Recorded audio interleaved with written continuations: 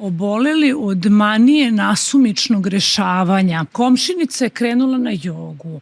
Ovaj je jedan od jurio da mu otvore čakre. Drugi ispija ajavasku u šamanskim obredima. Treći je našao nekog strava lika na Instagramu što radi teta healing i hipnozu.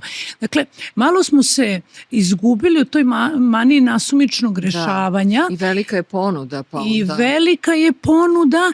I nude se instant rešenja. Nude se instant rešenja, upravo tako, i ono što je najgore, ja to smatram najopasnijom greškom, mi smo toliko pametni i toliko smo jaki u idejama. Nama je sve jasno. Mi znamo odakle naš problem potiče, mi analiziramo, mi smo jaki u teorijama, prave se nove teorije pod teorije.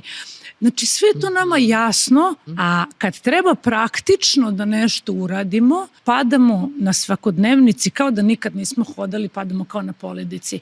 Dakle, to je jedan, iza ovog jednog običnog zašto se krije jedna kompletna filozofija. Šta ćemo sa svim tim znanjem i svesnošću, shvataš? Nije dovoljno samo pa da, ali kaže, ali ja sam svesna to.